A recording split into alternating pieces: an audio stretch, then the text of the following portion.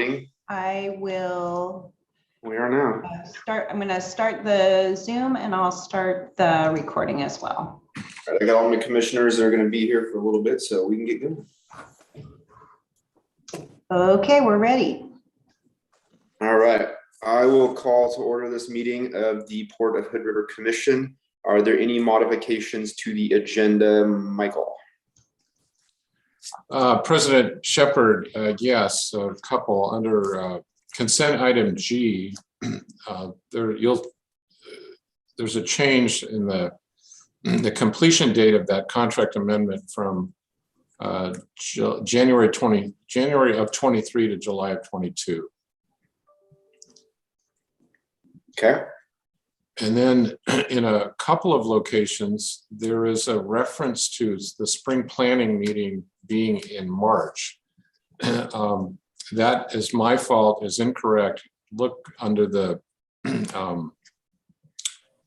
informational reports, there's a schedule for a budget preparation, and that has the accurate date for spring planning, which is April 5th. So under the consent item D, I believe it's referenced, and on my ED report, it's referenced incorrectly. So that on the screen, April 5th is the correct date. Those are all the changes from staff. Okay. I don't believe that we have any from commissioners. Correct me if I'm wrong, please. Oh, I submitted a couple of questions to staff, and I believe there was one comment on the meeting minutes that I believe is being fixed. Commissioner Fox, my apologies. That was another change that Commissioner noted. In the meeting minutes from the last meeting, which was January 18th, on page 5 of the packet, page 3 of the minutes at the top, there's an incomplete sentence. It says, Commissioner Fox noted that and then there's an item B, Hood River County Energy Council. If you were to strike that partial sentence, and if you were to strike the Hood River Energy Council bold label, I believe the minutes are accurate.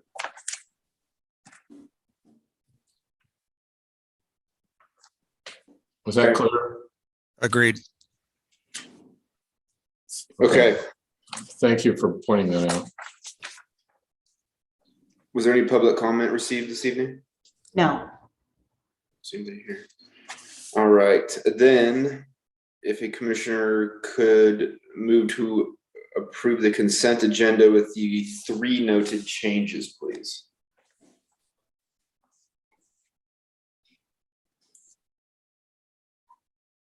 I can move to approve the consent agenda with the 3 noted changes. Second. Moved and seconded. All in favor? Okay. And chair's aye. Consent agenda is passed.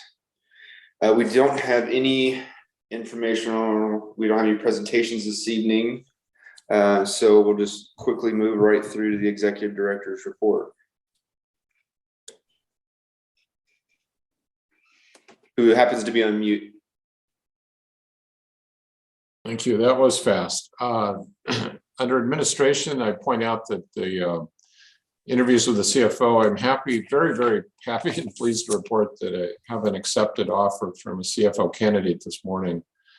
That individual will not be starting until middle of March. And because of their current position and the need to transition appropriately, this individual is asked not to have his name mentioned until March 1st. So happy to report we have a really terrific candidate, I believe, coming in to fill Fred's shoes. The budget preparation schedule is in your packet, and that's an informational report, but I would ask each commissioner to look at that and make sure that they are available on those days and times. If there's a conflict, we may be able to resolve it by shifting the meeting day. But we are, especially for the budget committee, it becomes extra challenging because we have the budget committee member schedules and we have the commissioner schedules, and that's at least 10 different schedules to coordinate. So it really important for commissioners to look at that and let Genevieve or myself know if there's a conflict as soon as possible. I've got another link embedded in the report to the SDAO conference. At least please review the agenda. There's many items there that are would be very valuable for both staff and commissioners, and I'm encouraging anyone on staff to take a look and participate in one of those sessions if at all possible. The last item on this first page of my report, I also incorrectly note that the Port of Cascade Locks continues to be interested in having a joint commission meeting or work session. This has happened twice in the past, over the past, say, 7 years or so. One at their shop and one at ours. This one would undoubtedly be Zoom, but the Port of Cascade Locks manager has been requesting this for several months now. So I'm hoping that we could find a date that works. If presumably it is a Zoom meeting, then it could occur and would likely occur as one of our regularly scheduled meetings, and would be convening both commissions together for an exchange of information and some updates from staff. At the top of the meeting, it might be a half an hour, it might go an hour, depending on the agenda. But I think it is a good opportunity, as has happened before, where you as elected officials and staff have a chance to see how the other port is doing, what their priorities are, and let them know what ours are. There's several points of intersection between the Cascade Locks interests and priorities and ours, particularly related to bridges, but also in other areas. And remember that we do provide a back of house service to Port of Cascade Locks. They are on the Breeze by system. So we have numerous, in fact, joint interests. So the incorrect date, I believe I put down the 15th, the suggested date is March 1st. I guess I would just ask if there are questions. Staff would prepare a draft agenda, submit it to both commissions for review, and based on the feedback, we would finalize that agenda, and it would become it would be part of our meeting, but also a public meeting of the Port of Cascade Locks as well. Any questions on that or feedback? Comments that I would have is that our meeting right now generally is really long. Mm-hmm. So if we're going to do something like this, I would urge us to consider skinning down a particular meeting on the port with port items. They need to do the same thing on their side. And then the items we talk about is really common to both of us. If we're trying to show how we do things and they're trying to do their things, we're not going to get it done in one meeting. That's my comment. Yeah, good points. The idea would be to just focus on a few items, and they have an idea of what they would like to focus on.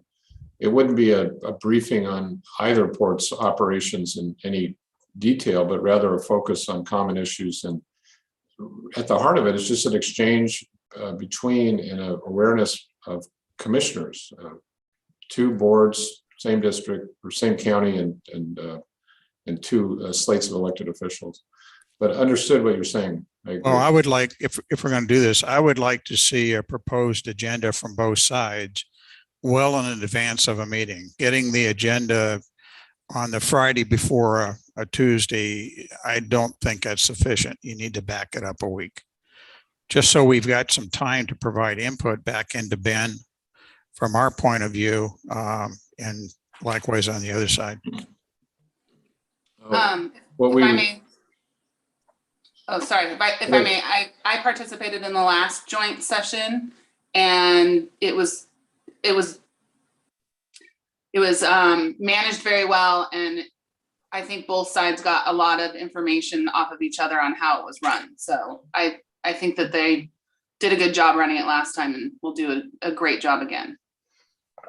What I would suggest is that I work with Olga, we prepare a draft agenda, and we'll work together on that, but we'll also have it from our side. We'll put it on as a draft agenda for commissioner review on the 15th, our meeting on February 15th.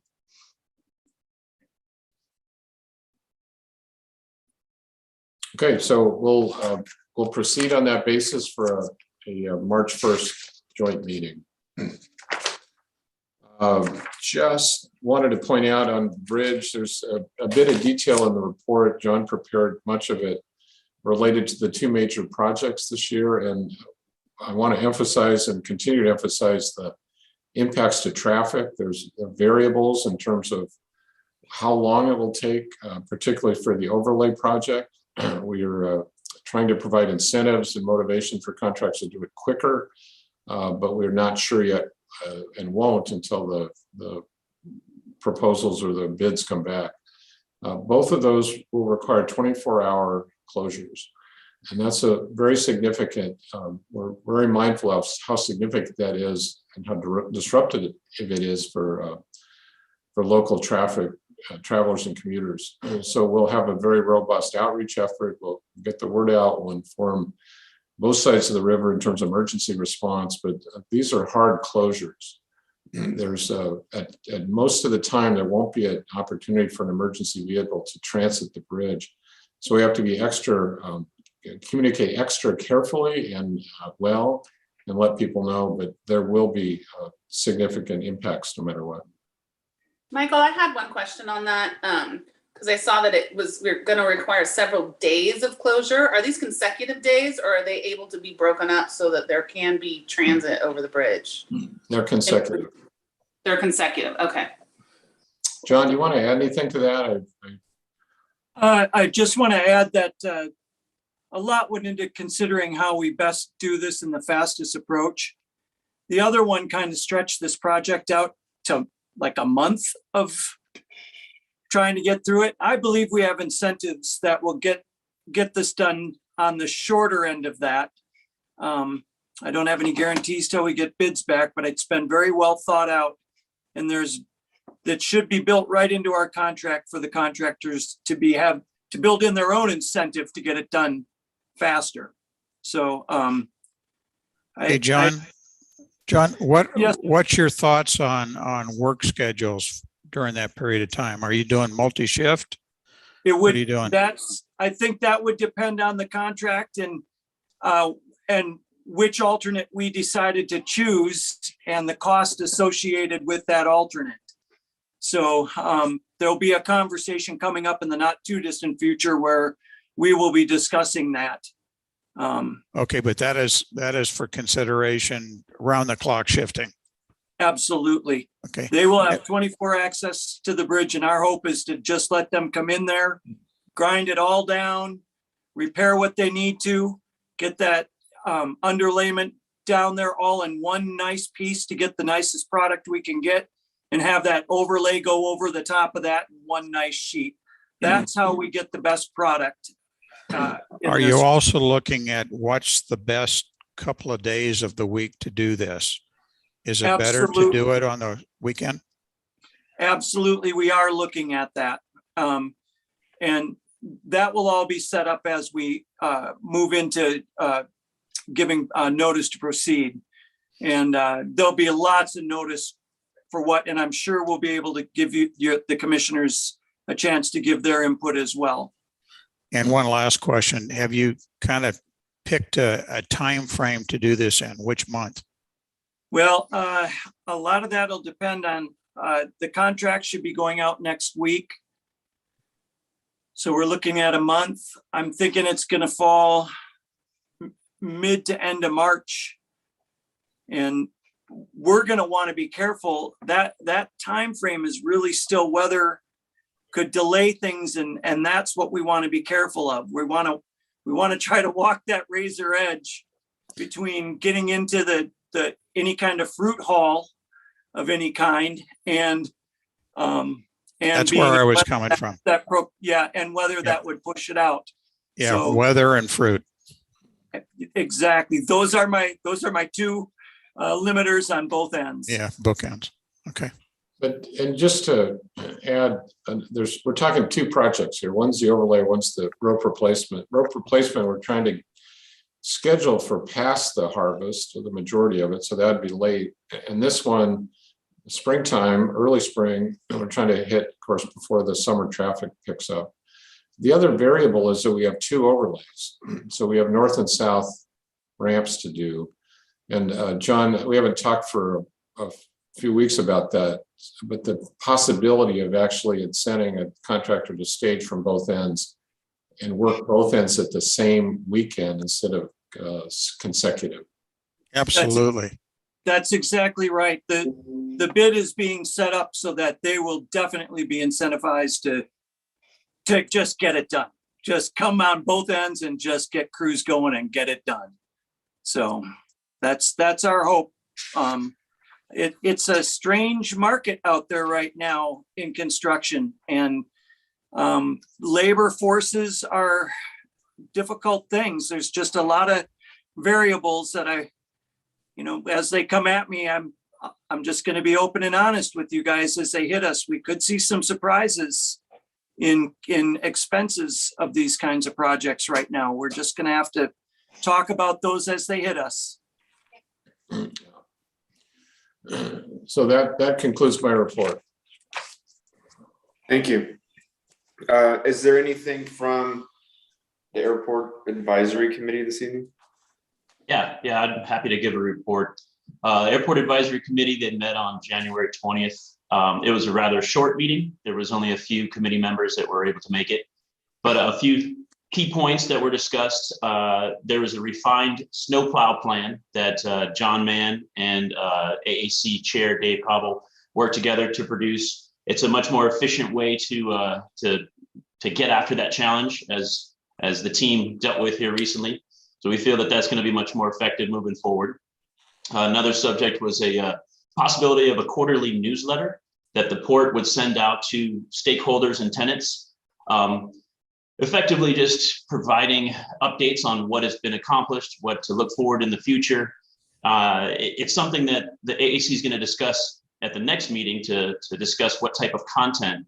But the impetus was more just to have a better engagement with the stakeholders at the airport, because it was pointed out that a lot of the tenants don't really know what we've accomplished thus far. And so we might as well provide some information for them on how things are proceeding.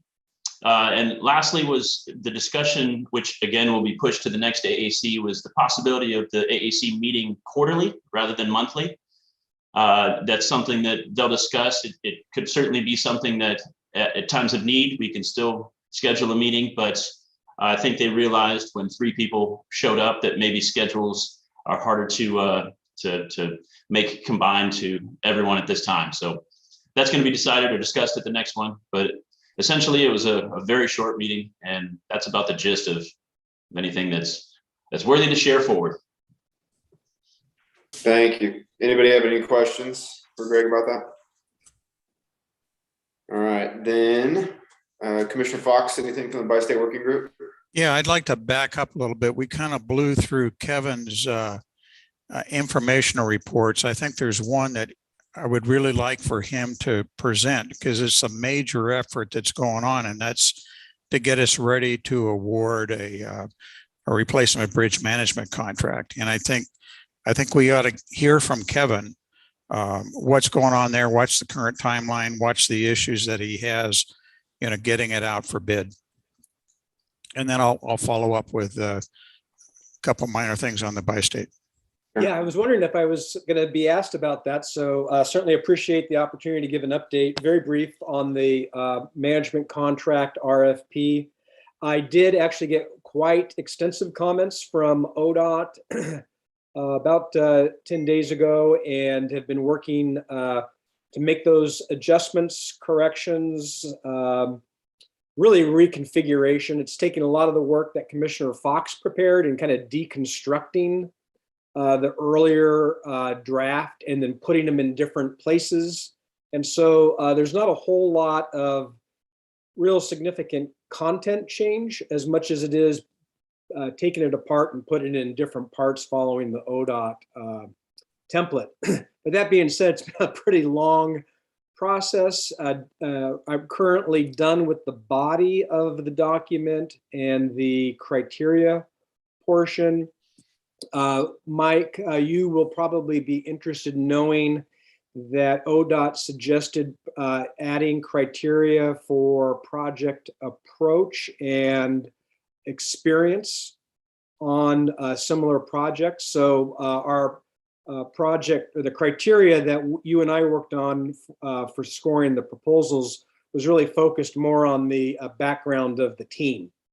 And so those are intact, those are there. I'm fine with that. You know, I think that's a good idea. But there is some additional depth to that document.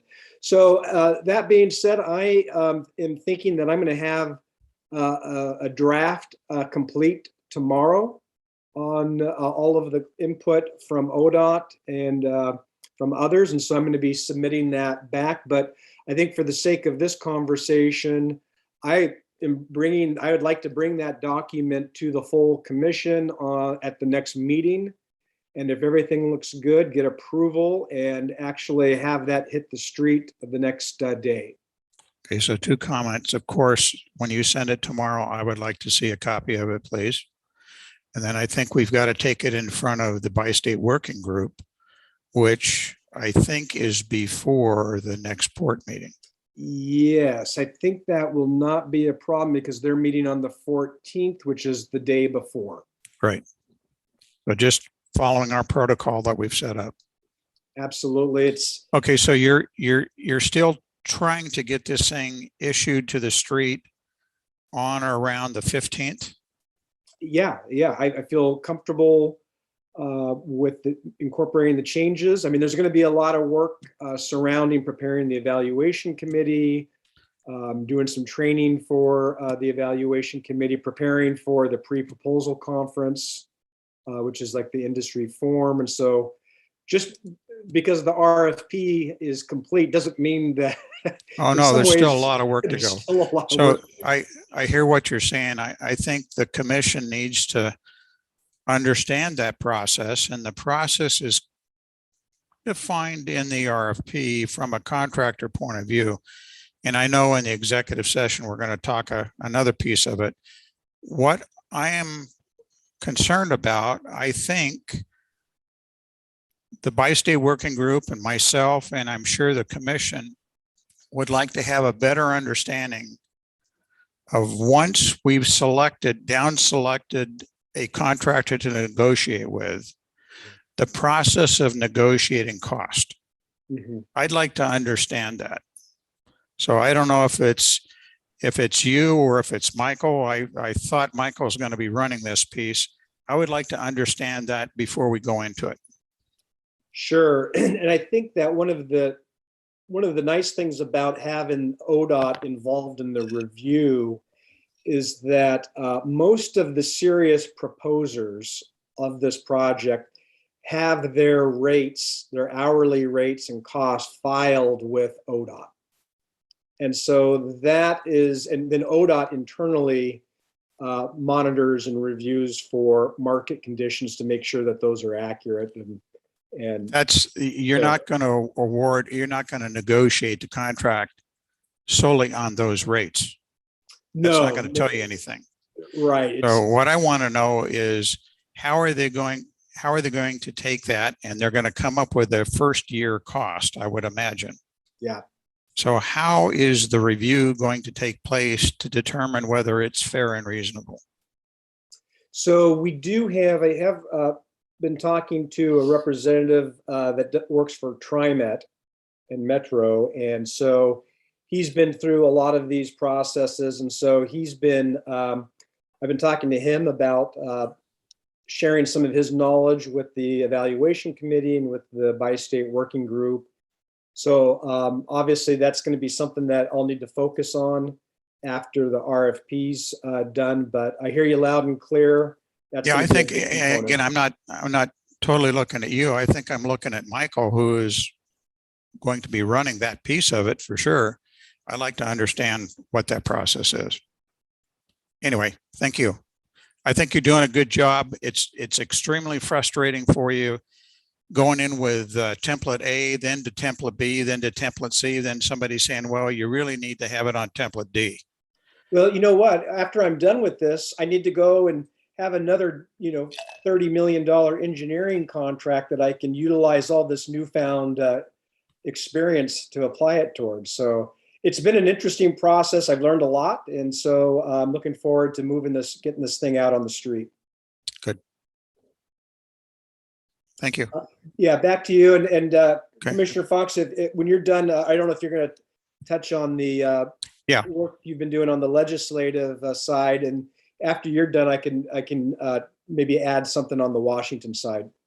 Sure. So over the last, I guess, Kevin, 3 weeks, we've had multiple meetings during the course of the week with various representatives from Oregon legislature, either an actual representative or staff members, to discuss about the proposed language for this new bi-state working bridge authority.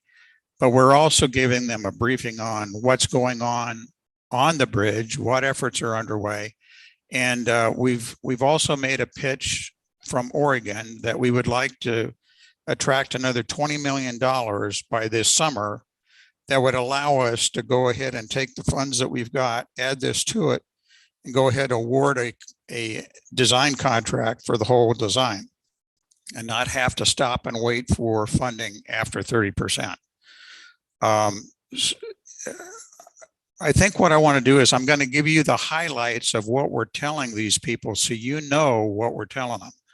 So we start out with that we've got a plan in place for a new bridge to be opened and ready for commercial on October of 2030.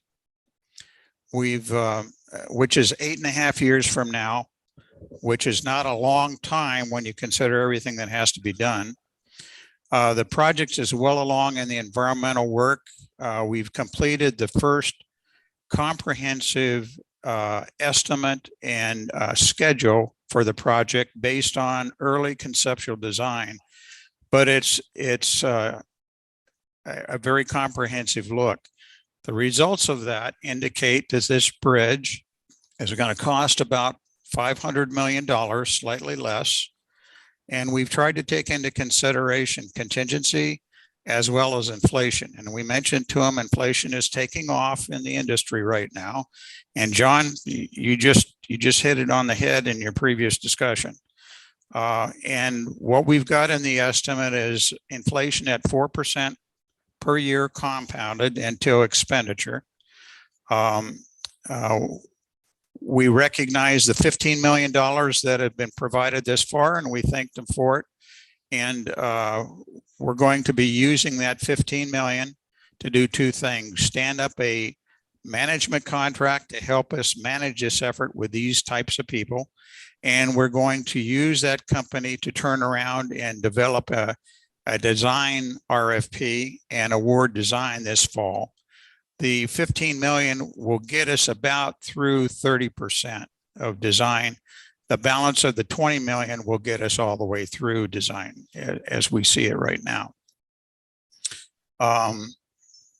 We tell them that we've got to award the design in the third quarter of this year to be complete with design towards the end of 2026. That would allow us to award a construction contract with a notice to proceed by late 2026. So they're in the water in 2027 to be finished with construction by 2030, after which we'll take another year or so to tear down the old bridge. So there's two chunks of money that we need. Chunk number one is another 20 million this coming summer.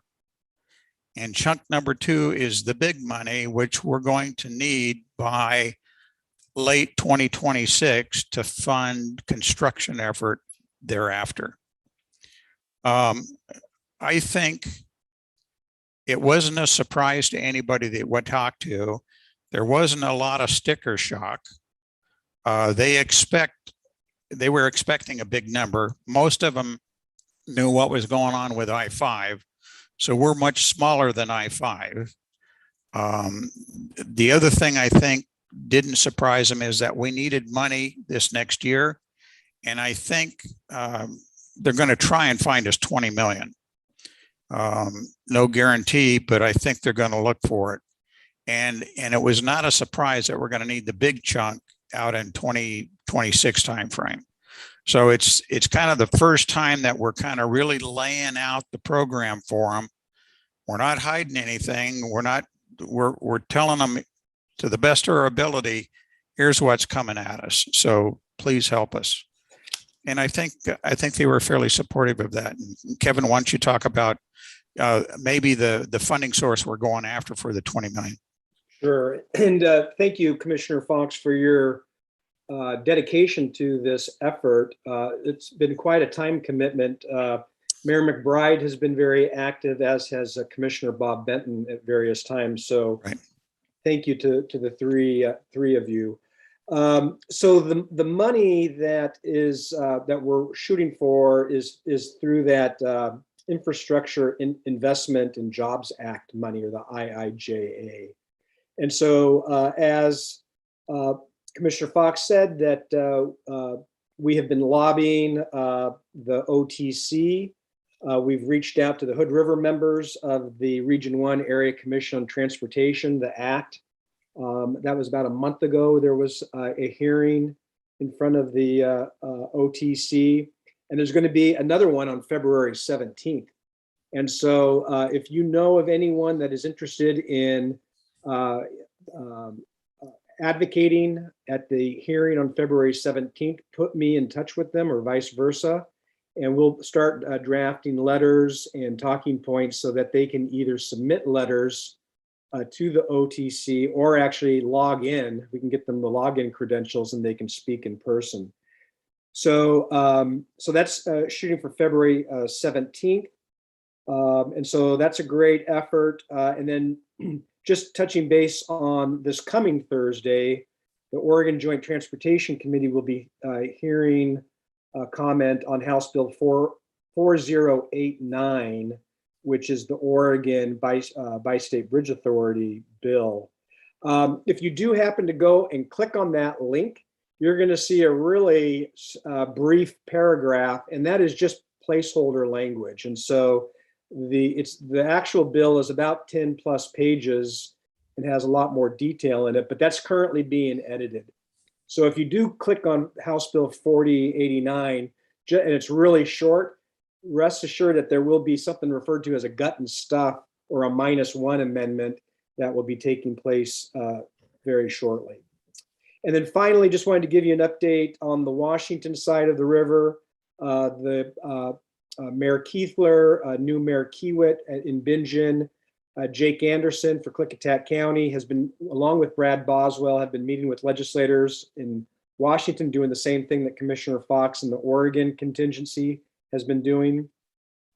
And Senate Bill 5558 is the bill on the Washington side. That was passed unanimously out of the Senate Transportation Committee last week. It will likely pass the Senate Rules Committee this Friday, and then it will go to the House Transportation side next week. And so far, we're hearing nothing but positives. You know, knock on wood. We don't hear anything else, and of course, we're always very cautious. But everybody is very supportive of this effort to allow local communities ownership and decision making over really what is the Hood River Bridge and the Bridge of the Gods. So that's the update on the bill.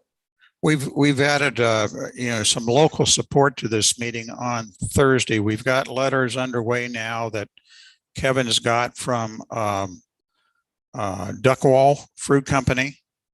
We've got it from Cardinal Glass. We've got one from the Hood River Sand and Gravel, big users, heavy users. And then we've got one coming from Providence Hospital. So we're seeing good support. Every place we've asked, they've jumped to try and help us. So stay tuned. End of report. Thank you. Okay, we have 4, I believe, action items. We'll start with an amendment to a contract with WSP, Kevin.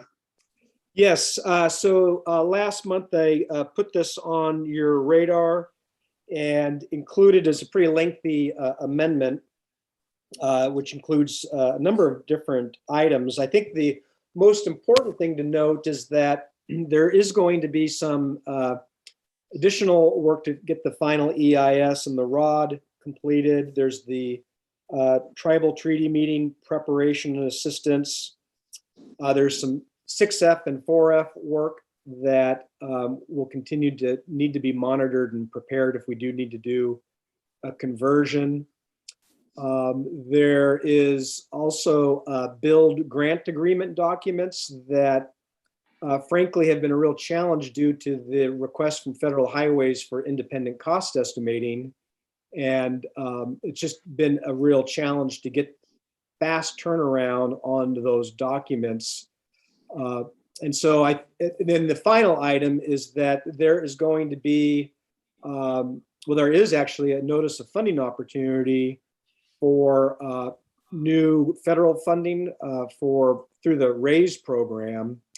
And so Genevieve, Michael, and I have been talking with Hal Heemstra. And so it may make sense to have a contingent line item in this amendment if staff needs assistance in getting that grant agreement out. I believe the deadline is in March sometime. Obviously, there's a lot going on right now, but certainly the RFP is our #1 priority. But I do think that it makes sense to have some dollar amount placed in a contingency that we can utilize to provide some support if we need to get that grant application out.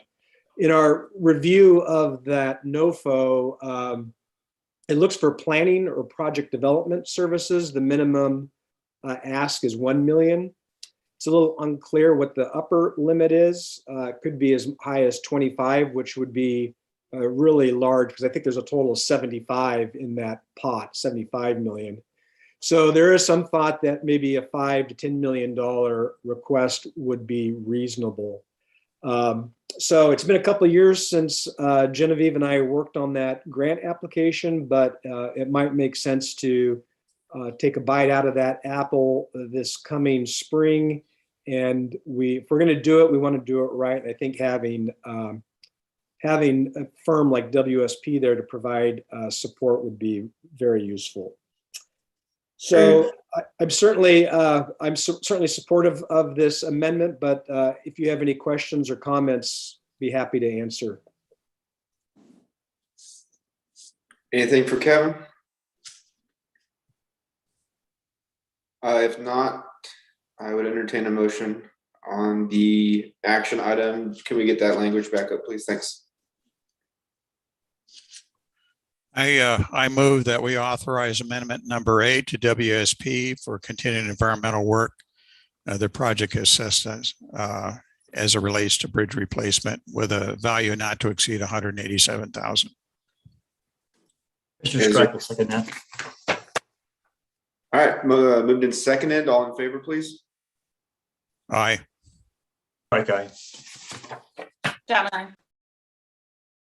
And Shepherd is aye as well. It will pass. Thank you, Kevin. Thank you. All right, our second one is a contract with asset security. Greg? Yes, good evening again. In the continued effort to provide better optics at the airfield, the port has looked at several options from the extent of a tracking program that seeks to capture every flight coming in and hopefully capture data, to the other end of that spectrum with a simple game camera and free flightware applications.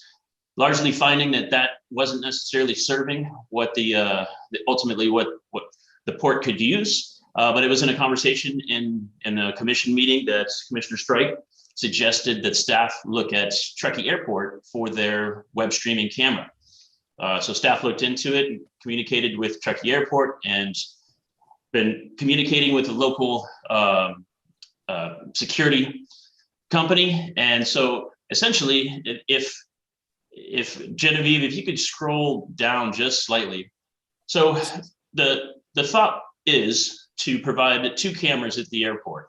One camera would be, and actually be the map, if you wouldn't mind. I think it's just one more down. Yeah. So one camera would provide a 180 degree view installed on top of the FBO. It's advantageous. They've got internet already there. This would be the public accessible camera to watch aircraft coming and going. You'll be able to see, majority of the apron. There'll be some obscurity to the west, but largely you can see from across the airfield if there's aircraft over there. But this would be the public engagement camera, if you will. The second camera was an option to provide a security component that the port can use. This camera would be on the north side for now. Ideally, we would install it if there was a commercial hangar that was to be built. We would install it there, or we might even look at having another camera installed. But for now, for security reasons, it would primarily face towards the fueling pad. Now, this camera can be moved, can be rotated, can be zoomed in.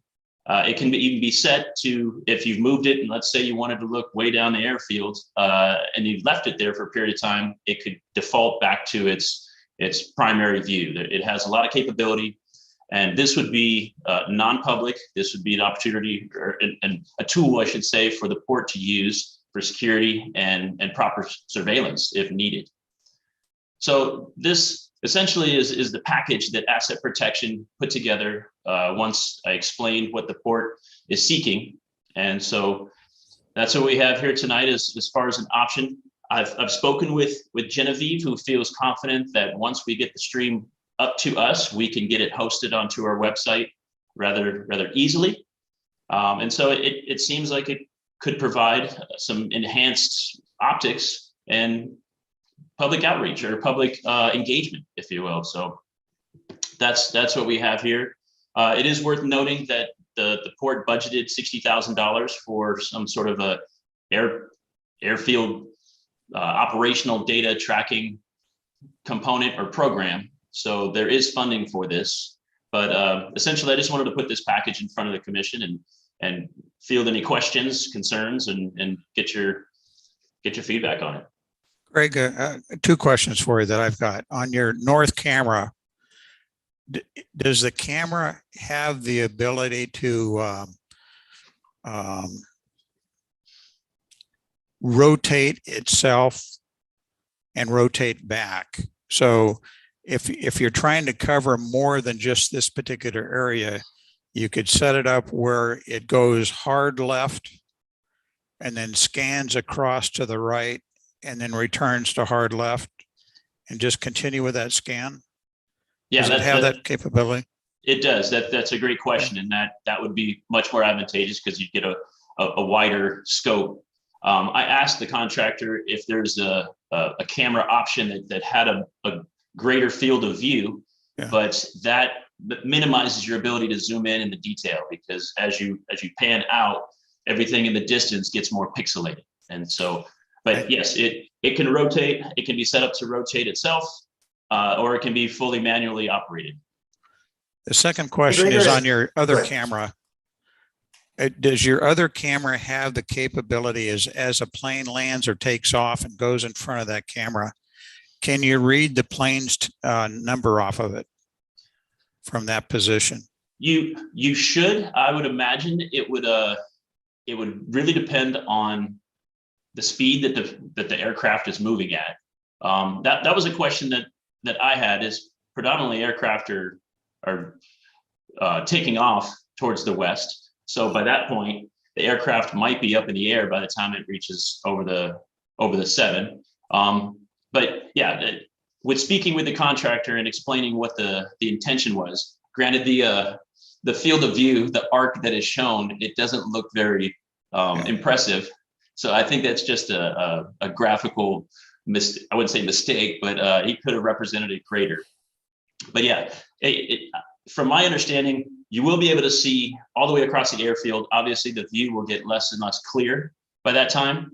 But yes, this should provide a field of view of the runway and the air.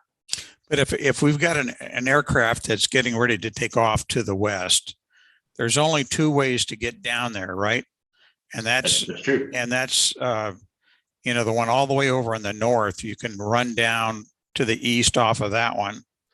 Or I don't know how far the one on the far south is, how far it goes to connect up to the actual runway.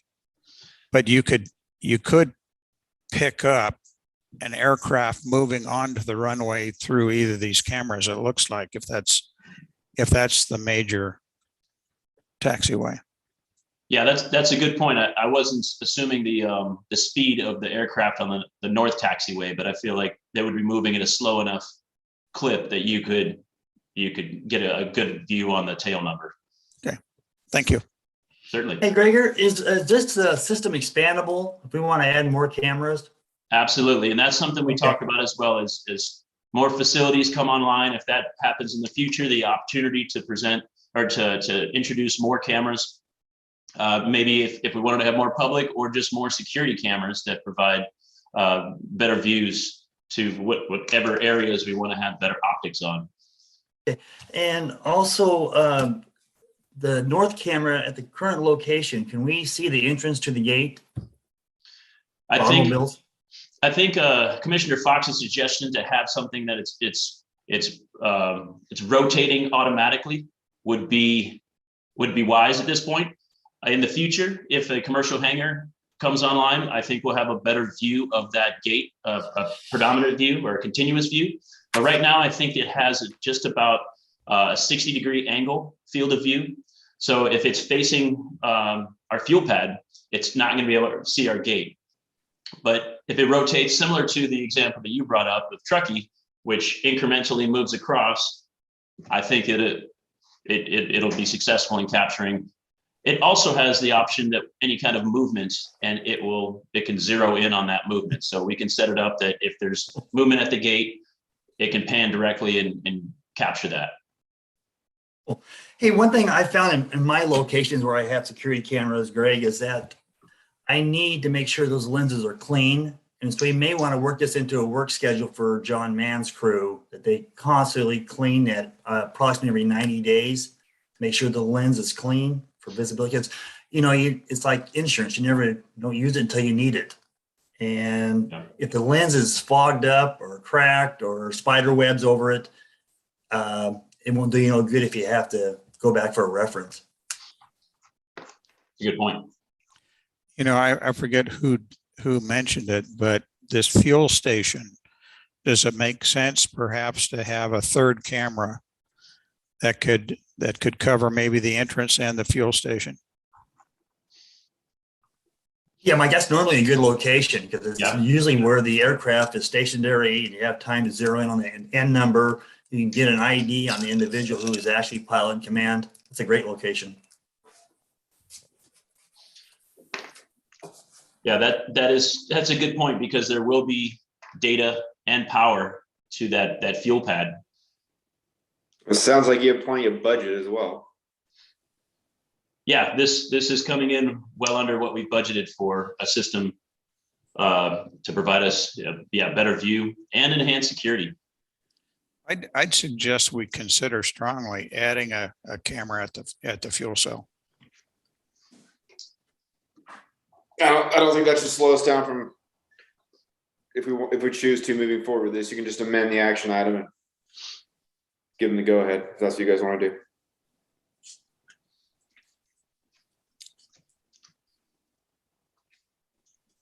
Which would require a motion. Gregor, what do you think? Should we open this budget up a little more to allow you to have a third camera at this time? It means that Dan's going to be doing it anyway at the overhead instead of making more trips, or what's your suggestion, Greg?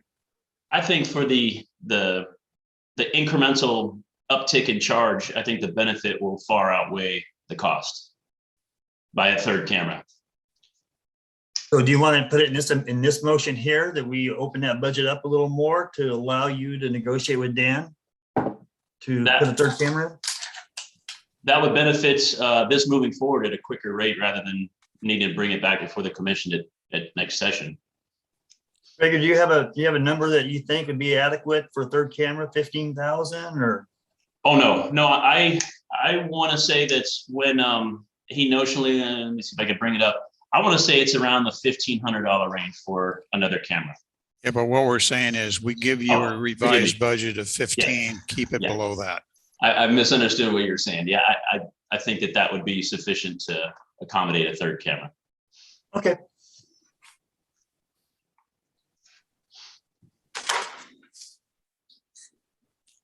Ready for a motion? Go ahead. Can you put the language back up on the screen? So I'll make a motion to approve contract with Asset Advanced Security and Electrical Technology for security camera system at the Ken Johnson Airfield, not to exceed 15,000. Strike will second that. Moved and seconded, all in favor? Strike Fox, aye. aye. Chapman, aye. And Shepherd, aye. That will pass. Thank you, Greg. Thank you.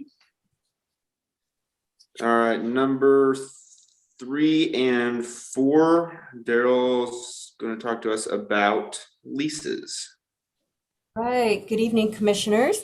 At our last meeting, we had a lengthy conversation about food carts on the waterfront, and the commission directed staff to come back to you with a lease with a 1-year term or 1 season, and to establish rates that were fair and at a minimum covered the port's cost. So that is what we have put together, and I am wondering if any of you have any questions on that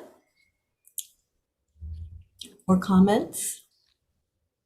The only comment I have is I really appreciate seeing the breakdown of the actual costs and then applying them to the lease rates. So really, thank you for all of the information. You're welcome.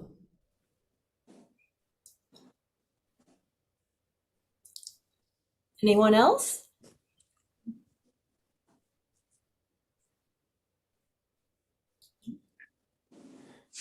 The only, I don't have any questions. My only comment is going to be this will require both of them to sign up for these numbers to cover our costs. And it sounds like one of them's for sale, so who knows if they'll even be there. But Right. I think it's a job well done. It's exactly what we asked for. So yeah, it's pretty comprehensive here. Right. Thank you. Agreed. So if There's anybody'd no- like to move along. If there's no more discussion, I can make a motion to approve the mobile food unit vendor concession permit with Sandbar Cafe and Downwinder at the event site cruise ship dock. Second the motion. All in favor? Strike aye. Aye. Gary and I. Thank you. That'll pass. And then did we just take care of both of those? We did. Yeah, and I'm sorry, I missed who was the second? Fox. Second, Okay, thank you. Commissioner Fox, and then note that Commissioner Gehring's on the call now as well.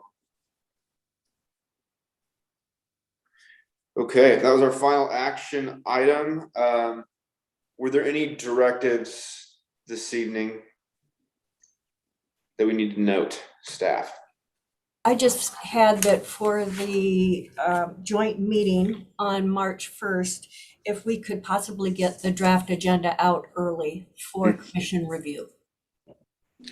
I think there's a second one, and that deals with the RFP on the replacement bridge contract to gain a better understanding of how the financial aspect will be conducted. Financial review will be conducted of the negotiated contract.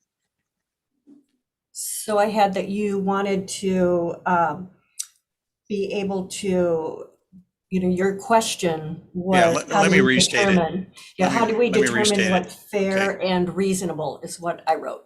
Yes, I want to understand the process for that evaluation and how do we determine it's fair and reasonable?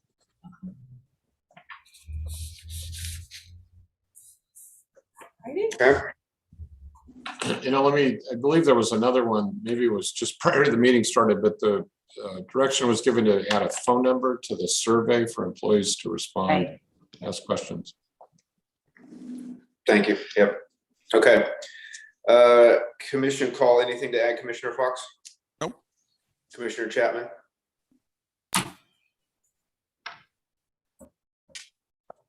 Guess not. Commissioner Strike? Just a question real quick for Kevin and Commissioner Fox. Contingency, what percentage are you guys discussing? What's included in the estimate after much discussion in its development was 30%. Oh, okay. Thanks, Mike. That's actually, it's reasonable based on AACE. It may be low, depending based on where we really are in design. But I feel comfortable with it. Commissioner Garing, do you have anything to add? Nothing to add for me. And I do not either. So thank you, everybody. We're going to have an executive session that could take a while. It could not, just depends on how much people want to chat. So I think it would be a good idea to move into that executive session now, and then we'll just take a quick break. So we will recess this regular session and enter into executive session under ORS 192-6602E, real estate negotiations, and ORS 102-6602F to consider info or records